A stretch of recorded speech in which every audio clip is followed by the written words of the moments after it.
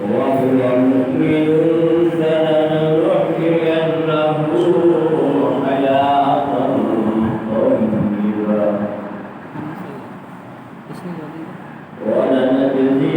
ولنجزينهم خيرهم بأحسن ما كانوا يعملون. صدق الله العلي العظيم وبلغ رساله النبي الكريم ونحن على ذلك من الشاهدين والشاكرين والحمد لله رب العالمين.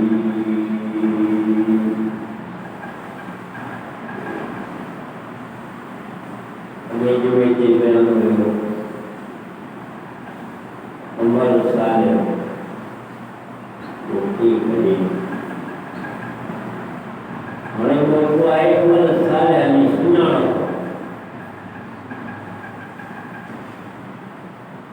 अमल साले उनके हुआ नहीं क्या हुआ जन्मों में उनके हुआ है नहीं केर करना है मर्द दुनिया और कौन ये अमल साले हुए कदा के मोमिन होगा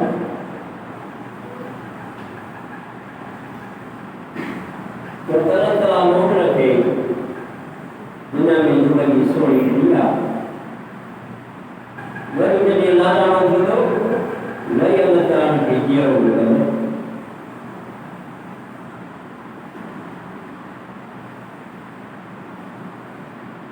हमें तीन काला है ईमान ईमान उनको तो बन साले मुसीला नेक कम भी कला से तो कहीं ईमान साले कमजोर आए नारे के को मुसलमान समझे तो हकीकत बात इसमें भी नहीं उन्हें मोहम्मद साले मुसीला अमल साले की माना चाहे अजुकल अमान अमल साले की माना इल्लता सुना तो तक कोड़ा इला कमाएं जो शरीयत में ये बुरा है मानो ने के नेक होता है कोड़ा इला कमाएं जो शरीयत में ये सुना है मानो के बुरा समझ कम बड़े उतरा आए वो मुसलमान आए वो मोमिन है सब पर कम से ये उतर अमर सारी वजह करेगी अमर सारे केड़ी से की बात करने वाला कहिए को ये को हुजूर करीम सल्लल्लाहु अलैहि वसल्लम कयो हुई या सहाबा भी कयो हुई पर उनकी करी उन्हें तरह ये उन पान कयो या उनके सहाबा कराम कयो इन्हें बशर्त रखना केड़ा अमर सन जी माना है तो यो को हुजूर सल्लल्लाहु अलैहि वसल्लम या सहाबा कराम साबित करनी मना बिन खानियों को खेल नहीं लोगों ने सही को भी यो वजह के को तरीके का है ये उन्होंने करे दिखायो असा के भी वाली पेरी करो करते और ये तरीके से करो लेकिन कोई कम हुजूर सल्लल्लाहु अलैहि वसल्लम का या सहाबा का साबित आहे तो उन तरीके से ना आहे तने की ओवर साले नते इंद्रा ना के मिसाल बताए जरा तवज्जो करो गौर से सुनियो मिसाल कयो दरूद शरीफ पढ़ हमारे साले सबने के खबर दरूद शरीफ पढ़ क्यों कैसे पढ़वा नबी करीम सल्लल्लाहु अलैहि वसल्लम ने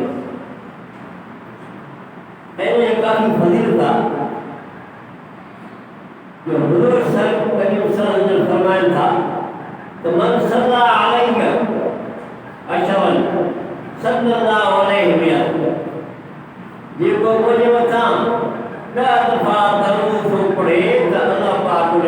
पाण 100 दफ़ा लामत त मोकिले केॾो वॾो दर्जो आहे। हाणे इहा शइ अमल सालिया में आहे। हिकु हदीस में आहे त पाण फरमायो ऐं रसूलुल्लाह सल्लल्लाहु अलैहि वसल्लम त इहो कंजूस आहे जंहिंजे आॾो मुंहिंजो नालो वरितो वञे ऐं दरूद न पढ़े, इहो कंजूस आहे। असां कंजूस कंहिंखे चवंदा आहियूं जेको 5 रुपया हुजे त कंहिंखे न ॾेई वठे, पर महबूब साईं कंहिंखे सॼो आहे जेको दरूद शरीफ़ न पढ़े, इहो कंजूस आहे। पर दरूद शरीफ़ पढ़ नेक अमल आहे, पर तरीक़ा जेकॾहिं इहो दरूद शरीफ़ नमाज़ में बीहण जी हालत में पढ़े थो या 3 रकातनि वारी नमाज़ जे विच में अतहियात में थो पढ़े थो, पोइ जेकॾहिं ॼाणी वाणी थो पढ़े त नमाज़ मक़बूल हुई। छो त नमाज़ जे बीहण में दरूद शरीफ़ जो हुकुम कोन्हे, न पैगंबर करीम कयो आहे न सहाबा कयो आहे, पर आहे त सुठी शइ। पर तॾहिं बि मन फरमाई थो त तरीक़ेकार ईंदो न आहे। पर जेकॾहिं वेसर में थो पढ़ी वञे त पोइ छा कंदो? इन ते विसार जो सिधो पइजी वियो, पढ़ी छा दरूद शरीफ़ ग़लति कमु त कोन कई, पर तरीक़ेकार न कई, तरीक़ेकार इहो न आहे। हाणे सुवालु आहे त जॾहिं दरूद शरीफ़ हिकु सुठो अमल बि आहे, उन सूरत में कहिड़ो गुनाह कयो जेकॾहिं ॼाणी वाणी पढ़ियई त नमाज़ में कीअं थो? हुन जी जवाब इहा आहे दरूद शरीफ़ वाक़ई नेक अमल आहे, पर जीअं आका इनामदार मुहम्मद करीम सल्लल्लाहु अलैहि वसल्लम उन जॻहनि में दरूद शरीफ़ न पढ़ियो, अलम शरीफ़ खां पोइ दरूद न पढ़ियो अथऊं, सूरत पढ़ी अथऊं, काई बि सूरत मिलायो, पर दरूद शरीफ़ जो हुकुम न आहे। पर जेकॾहिं पढ़बो त नेक अमल न चइबो, रहंदो गुनाह में शरीक थी।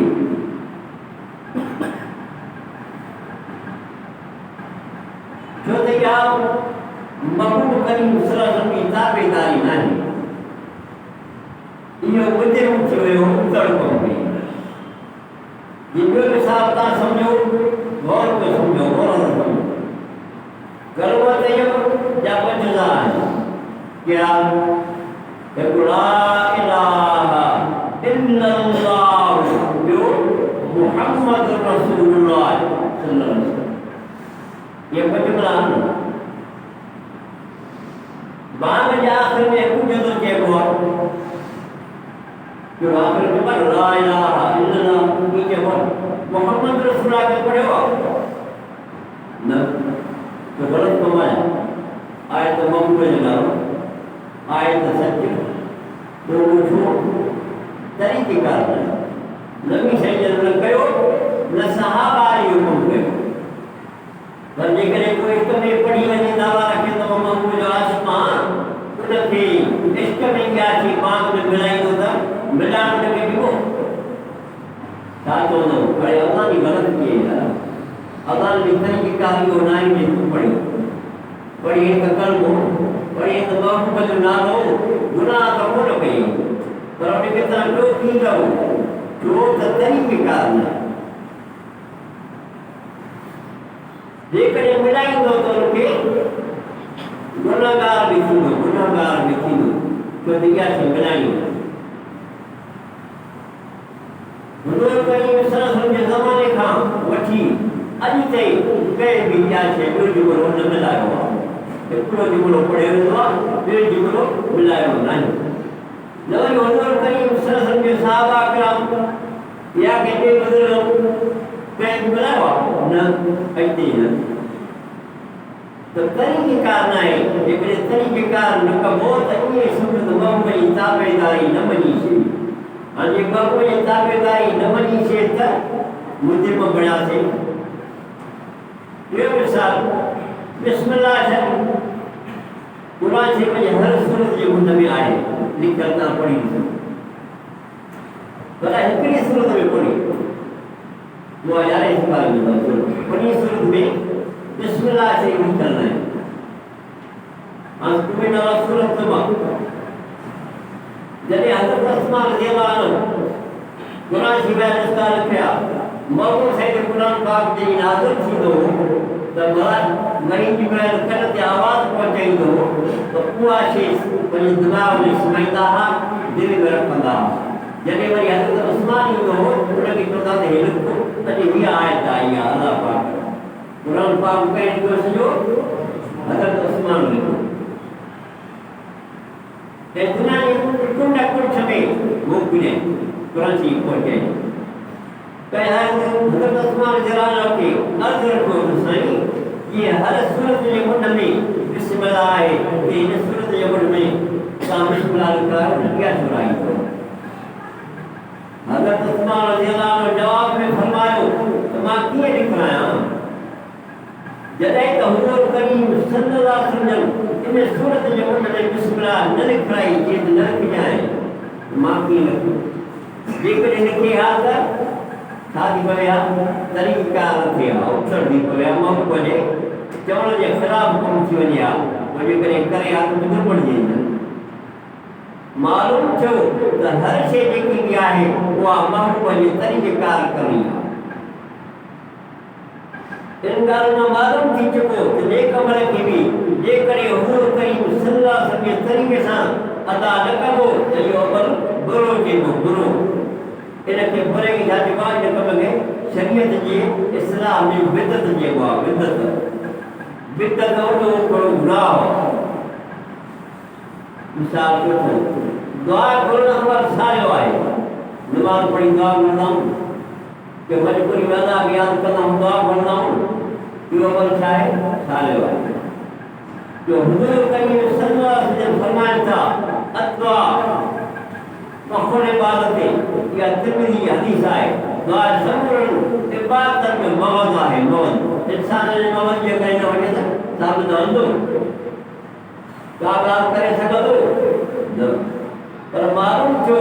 दुआ इंसान जी इबादत जो मौज आहे जेकॾहिं दुआ अलाह घुरंदो त इहा वधीक बहितर थी पर जॾहिं हुज़ूर करीम सल्लल्लाहु अलैहि वसल्लम जनाज़े जी नमाज़ खां बाद में इहा दुआ न पढ़ी या कोन पढ़ी तंहिं करे जनाज़े जी नमाज़ खां बाद में दुआ अमल सारियो न कयो छा चइबो हिनखे बिदअत इहा बिदअत ई कोन्हे अहिड़ी तरह कबर ठाहिण जी सुनत आहे पर गिराट खां वधीक न हुजे छो त ॾिसो था हाजी साहिबा जन्नतुल बक़िया जो कब्र ॾिसी आया हज़रत उस्मान रज़ियल्लाहु अन्हु दाई हलीमा जी ऐं हज़रत उस्मान रज़ियल्लाहु अन्हु जी काफ़ी ऐं साहिबा किराम बुज़ुर्गान दीन जी कब्र ॾिसी आया त इहे तमामु मथां ई न आहिनि पर नंढियूं आहिनि गिराट खां नंढियूं या गिराट ते हंधा असां वरी ठाहींदो केरु अथई फलाणो साहब आहे साहब जी सिमट ते ॿधो फलाणे खे संगमरमर हणो फलाणे खे हिकु साहब आहे त मथियां जा पोइ ख़बर कयो जेकी हज़रत उस्मान जहिड़ी हस्ती जी क़बर गिराट जे तिरी आहे तूं वरी वञी न पियो करणो चई न जा शिकायत थी त फलाणो हेॾो ख़ुशि माण्हू हो पर साईं क़बर पी जे न ॿधराई ख़ुदा खां नंढियो ख़ुदा खां इंसान खां नंढियो खुद पैगंबर करीम सल्लल्लाहु अलैहि वसल्लम की कब्र मुबारक वॾी ठहियल न आहे रोज़ो दुआ वॾो ठहियल आहे पर कब्र जेकी ठहियल आहे उहा गिराट जी थी हज़रत कासिम सहाबिया हज़रत कासिम बिन मोहम्मद बिन अबी बकर रज़ियल्लाहु अन्हु फरमाए थो त मां हज़रत आयशा रज़ियल्लाहु अन्हा जी ख़िदमत में हाज़िर अर्ज़ कयो छा चयो या अम्मा अबशिरी अन क़ब्र नबी सल्लल्लाहु अलैहि वसल्लम व साहिबिही फकशफ ली अन सलासत क़बूल ला मशरबत वला तयतिमत वहद बिबताहन अल औसत अलहुरा ए अमर साइल मूलाए नबी करीम सल्लल्लाहु अलैहि वसल्लम ऐसा इतनी साथ दी कब्र मुबारक का पर्दो तो हटाए मां कब्र तक सा जेके साहब भी गड प्यार ए पान भी सही प्यार या मूंखे कब्र देखा थी सही तां उन सबर की कब्र की ज़ियारत करिया तो मूंखे टेई कब्रों ॾेखारी ये तो जे साहबी सचो आको वही ॾिठो न वॾियो हुयो न नंढड़ी हुयो ज़मीन सां लॻल बि न हुयो भला गिराट जेतिरो हुयो मथे वज़न थोरो गिराट हुयो ज़मीन खां थोरो मथे भरायो ये टे कब्र में अखियुनि सां ॾिसी आया हाणे नबी शान खां वधीक आहे असां छाते चिंता थियूं छाते लॻो ख़राबु थियो आहे केरु जेतिरियूं कब्र था ॿधूं टायर बार बार था हणायूं आहियो मुस्लमान आहियो मोमिन पर पहिरीं कॾहिं था कयूं शैतान जी मग़ब जी पहिरीं या नाहे ये मग़ब जी पहिरीं हुजे हा त जे कब्र उन बि ठहियल आहिनि असांखे उन ते हलणो आहे उहा शइ करणी आहे ये टे कब्र छा सां जुड़ियल हूं ॻाढ़नि पथरनि सां ठहियल ॻाढ़ा पथर मग़ब साईं जी कब्र ते हुया ऐं हज़रत बाबकर सिद्दीक़ हज़रत उमर फारूक रज़ियल्लाहु जॾहिं हज़रत करीम सल्लल्लाहु अलैहि वसल्लम जी कब्र मुबारक खे एॾो वॾो न ठाहियो वियो त पोइ केरु उन खां शान में मथे आहे जो कब्र ठाहिण जो हुकुम आहे सुधरो मुस्लमानो क़ुरान हदीस खां ॿाहिरि न वञो क़ुरान हदीस खां ॿाहिरि न वञो छो त पंहिंजे महबूब जे मुंहं में शर्मदा न थियो क़यामत जे ॾींहुं शैतान जे गोलनि हलिया वेंदो बचो इन शइ खां पाण खे बचायो असांजो कमु आहे तव्हांखे ॿुधाइणु वधीक कवर करो तव्हांजो कमु आहे असां तव्हांजा ख़ैर ख़्वाह आहियूं असां तव्हांजो पघार नथा खाऊं का लालच न आहे मुस्लमान भाइर हो हक़ सम्झायूं था नथा सम्झो त वञी खॾिबो कब्र खे वॾो ठाहिण बिदअत आहे बुरी शइ आहे हिकु रिवायत में आहे त हज़रत अबुल हयात रसदी फरमाए त मूंखे हिकु दफ़े हज़रत अनस साईं रज़ियल्लाहु अन्हु फरमायो छो न आं तोखे इन कम लाइ मोकिलियां जंहिं कम लाइ मूंखे हुज़ूर करीम सल्लल्लाहु अलैहि वसल्लम मोकिलियो पोइ कहिड़ो कमु अल्लाह तदा इंसानन इल्ला तुखतहु वला कब्रन मुशर्रफन इल्ला सवैतहु जे सूरत खे ॾिसे त उनखे ख़तमु करण खां सवाइ न छॾ माना जंहिंजी कब्र वॾी ॾिसे उहा हथोड़ा खणी वञ उनखे ॿाहिरि वञी सफ़ा पट कर जंहिंजी कब्र बुलंद ॾिसे उनखे सफ़ा पट कर असुर न छॾे मालूम थियो त कब्र ठाहिण जेको मन आहे पर इनखे अहिड़ी तरह कब्र जी इज़त करणु बराबरि अमल सालियो आहे जो को बि कब्र खे न लताड़ी अदब कयो वञिबो लताड़ी जी इंसान ज़िंदा आहे पंहिंजे कपिड़े प्रति जा को बर्दाश्त कंदो भला के हथ ते लता जी विड़ी पवंदो अहिड़ी तरह जेके कब्र में सुतल आहिनि इन जो शान बि ईअं बरक़रार उनजे मुक़ाम में वञे त जुती लाही वञे इहो अदब आहे ऐं आराम सां घुरिजे जे ॿिनी कूड़े खे पकड़ींदी आहे ईअं घुरिजे पेर जो खड़को जी न थिए छो त जॾहिं क़यामत क़ाइमु थींदी उन ॾींहुं इहो खड़कार थींदा वॾा धमाका थींदा छो त हवा जे हथे उॾामंदी पथर पहाड़ किथे किरंदो पोइ उन में इहे धमाका कब्र वारा ॿुधंदा कब्र वारा चवंदा त शायदि क़यामत अची वई त अहिड़ी तरह अॼु जे करे तव्हां खड़को दौरो कंदो डुकंदो भॼंदो त इहो खड़को उनखे महसूसु थींदो चवंदा शायदि क़यामत अची वई आहे असां खड़को शुरू थी वियो आहे माना उनखे बेआरामी थी पवंदी उनखे तकलीफ़ ईंदी तंहिं करे तव्हां अहिड़े तरीक़े सां घुमो जे पेर तव्हांजो उनखे महसूसु न थिए त पेर रखो था रहनि था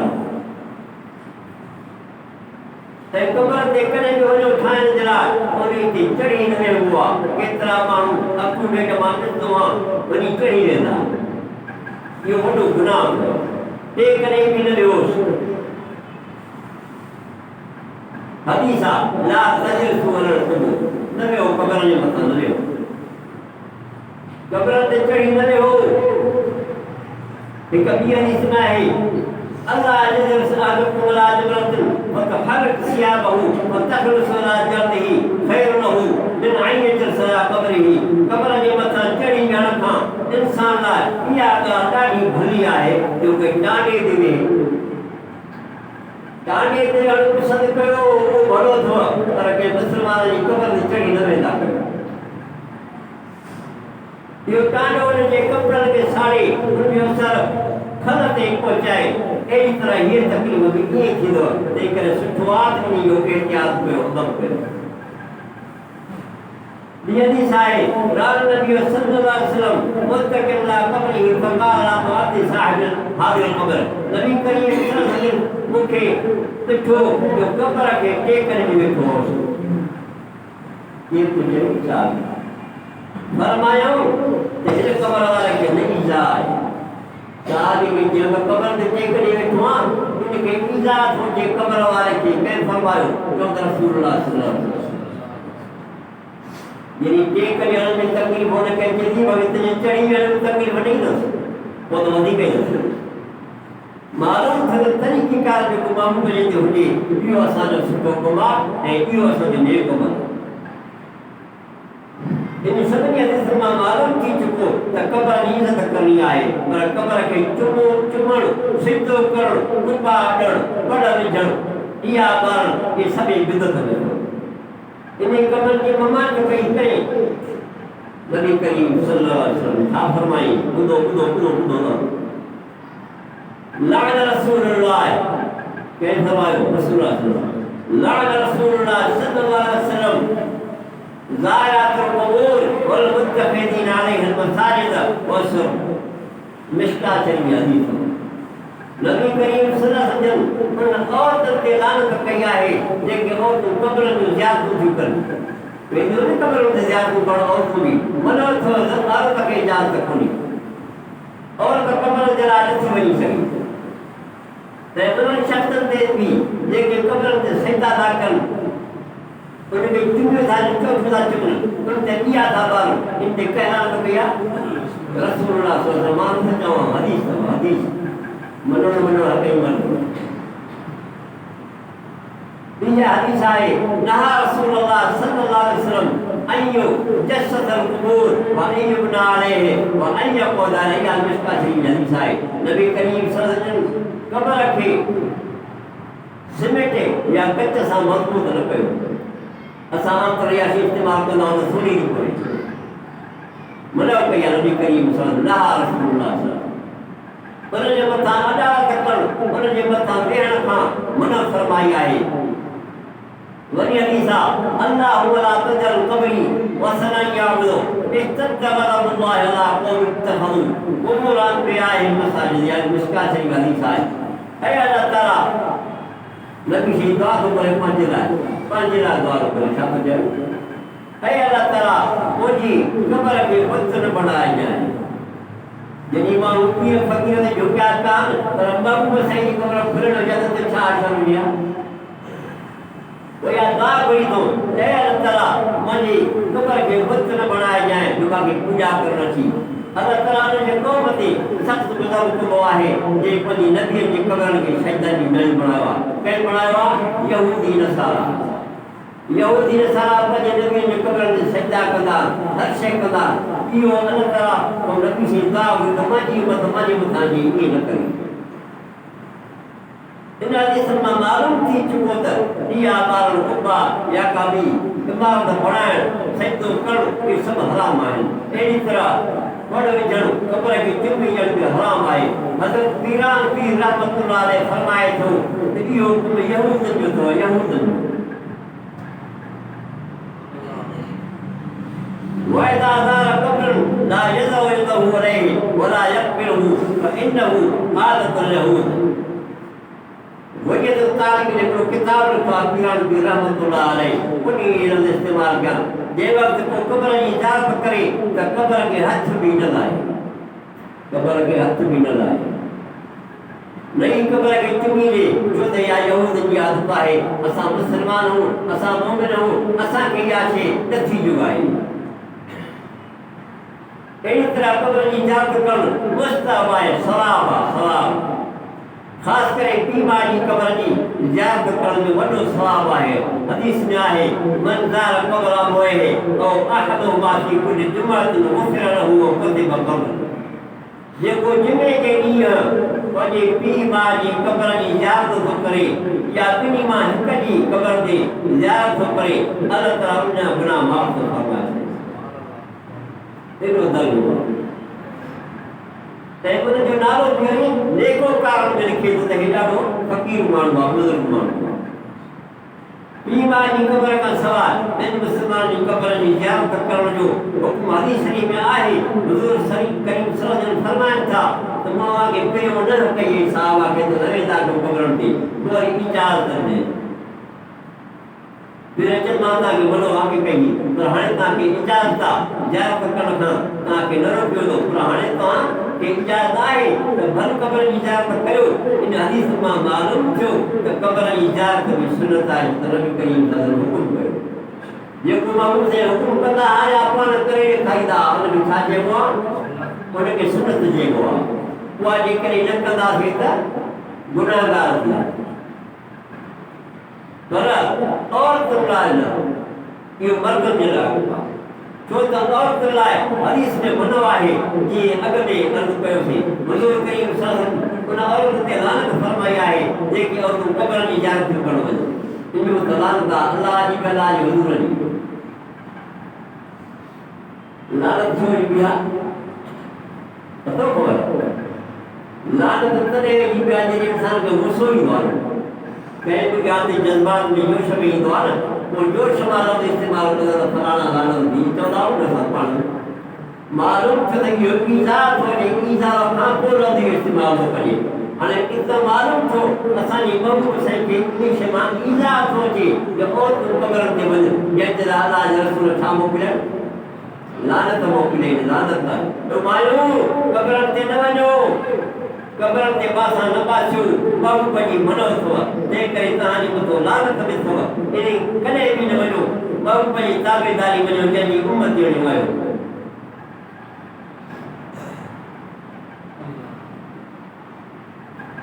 मर्द जी निस्बत औरतुनि खे क़बर जी ज़ियारत जो शौक़ु घणो आहे। जीअं मर्द शौक़ु कंदा आहिनि औरतूं बि चवंदियूं असां बि क़बरनि ते वञूं। शरण का पीर जो मेरो या बारो थे अगर में औरत जा टोला हूंदा मर्द ई कढूंगा भाउरा कढंदा अगर में उहो टोलो वेंदो संबर दी अगर में उहे कढा उहे खणंदी कोई परेशान हुजे या न हुजे भला सभिनी खे पंहिंजो ई सोचींदी असांजा पल पाड़े जा सभई हक़ीक़त में इहे औरतूं ॿाहिरि ते वञनि कई गुनाह चुकनि। हिकु त मुहम्मद करीम सल्लल्लाहु अलैहि वसल्लम मनो करण खां न छो माना महबूब से असांखे मनो कया इन ॻाल्हि ते न कयो। महबूब जी चवण खां इनकारी थियो ते बि गुनाहगार जो नबी करीम सल्लल्लाहु अलैहि वसल्लम औरतुनि खे क़बर जी ज़ियारत करण खां मनो फरमाई आहे भला लानत फरमाई अथऊं। केॾो न वॾो गुनाह चइबो जो महबूब जी शान खां मुस्ताई करे पंहिंजी तिजोरी करे वञनि थी। इहो एतिरो त रंज पहुचे त महबूब साईं खे जो लानत था करे औरतुनि जे मथां। ॿियो गुनाह अजनबी माण्हू सां सफ़र कयूं। हाणे ॾिसो त हज पढ़ण जे लाइ कंहिंखे इजाज़त हूंदी आहे औरत कंहिंसां वञे जंहिंसां निकाह जाइज़ न हुजेसि। जीअं पुटु आहे भाटियो आहे भाणेजो आहे चाचू आहे इन सां निकाह जाइज़ न अथसि न। हाणे इन जे लाइ मूंखे इजाज़त आहे त हज ते वञी सघे थी मुड़ुस न हुजे त पर जेकॾहिं मुड़ुस अथसि त कंहिंसां वञे मुड़ुस सां वञे। ऐं हिकु वरी हज जे लाइ मनो आहे ताक़ीद फरमायो आहे त ॿिए सां हज ते न वञे जेकॾहिं वेंदी त हज न थींदुसि न थींदुसि। बाक़ी जेकॾहिं मेले ते वञे ॿाहिरि ते वञे त पोइ मिट माइट सां वञे है न छो त इहो हल्को कमु आहे। अलाह जा मानो अलाह ॿुधो नथा अलाह जो ख़ौफ़ दिलि में पैदा ई नथो थिएव। अलाह जे असां पुछड़ सां हलूं पिया गाॾी कंहिंजे होशियारु थी वञा फलाणे खे त खणी वञा गाॾी ते आहे फलाणे खे त खणी वञे हाणे तुंहिंजो सौ पासा था तुंहिंजो कहिड़ो कमु आहे पंहिंजे ॿिए खे चाढ़े थो गाॾी ते शर्म अचणु खपे यार।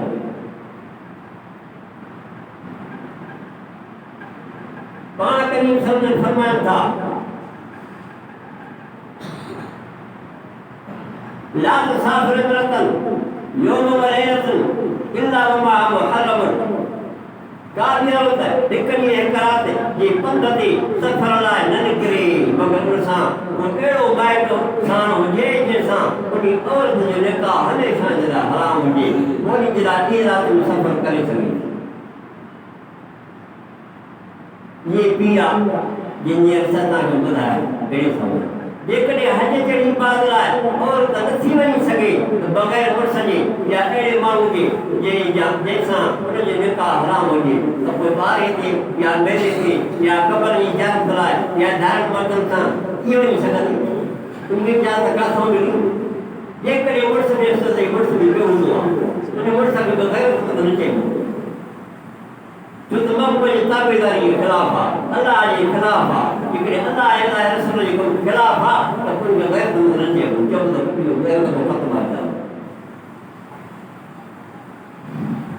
इन ख़राबी में सवाल ॿियो काफ़ी ख़राब आहिनि। अहिड़ी तरह मर्द बि हर 12 महीने में कंहिं बुज़ुर्ग जी क़बर जी इजाज़त लाइ वञी नथो सघे, छो त क़बर जी इजाज़त लाइ 12 महीने हज वांगुरु मुक़ररु वक़्त ते वञणु शरीयत में कोन्हे। इहो वक़्तु मुक़ररु न कयो त 12 महीने 12 तारीख़ ते वेंदासीं त हमेशह उहा तारीख़ वञूं न, छो त न ख़ैरात जो को वक़्तु मुक़ररु आहे न ज़ियारत जो को वक़्तु मुक़ररु आहे। इहो टाइम असांजो कुझु हथ जो ठाहियलु आहे, तंहिं करे इहो बिदअत में चइबो, ईअं न कयो। इहा हज सां मुशाबिह थींदी, छो त हज 12 महीने पढ़िबो आहे, हिन खे असां उहा तस्वीर था ॾियूं असां बि 12 महीने में वञूं ज़ियारत कयूं, न ईअं न कयो। इहो को बिदअत थी पवंदो। अहिड़ी तरह मैयत खे ख़तमो ॼाणणु आहे या कंहिं अमल जो सवाबु बख़्शाइणु जाइज़ आहे। ऐं हदीस में बिल्कुलु साबित आहे, हिकु शख़्स नबी करीम सल्लल्लाहु अलैहि वसल्लम खे अर्ज़ु कयो त मुंहिंजी माउ मरी वई आहे, हल लहा अजरन इन तसद्दक़त अनहा क़ाल नाम। पुछा कयो नबी करीम सल्लल्लाहु अलैहि वसल्लम, छा जेकॾहिं हिन वास्ते आउं का ख़ैरात कयां वञूं माउ जे नाले ते त सवाबु न थो थिए? नबी करीम सल्लल्लाहु अलैहि वसल्लम फरमायो पोइ शख़्स माउ जे तरफ़ां बाग़ जी ख़ैरात कयो, बाग़ सो ख़ैरात में ॾेई छॾे पंहिंजे माउ जे नाले ते, असां थाली भत ई नथा ॾेई सघूं। त कंहिं बि अमल जो सवाबु मैयत खे पहुची सघंदो आहे, पर उनखे ख़ासि तारीख़ ते मुक़ररु ख़िलाफ़ आहे। मुक़ररु तारीख़ न कयो त ॿारहों आहे, अॼु जीअं असां चवंदा आहियूं त 7 तारीख़ ते अॼु 7 ते हेशी करणी आहे, इहा बिदअत आहे। इहा कॾहिं तारीख़ वार न कयो, बाक़ी ॿी तारीख़ तव्हांखे जेकी ॼणे तव्हांखे इजाज़त आहे, कोई गुनाह कोन्हे, सवाबु आहे। ऐं पोइ थी वियो आहे अलाह ताला तव्हांखे ऐं असांखे हिन मथां अमल करे तौफ़ीक़ अता फ़रमाए ऐं असांखे अलाह ताला मौज बणाए, सिक जी बदबू खां बचाए।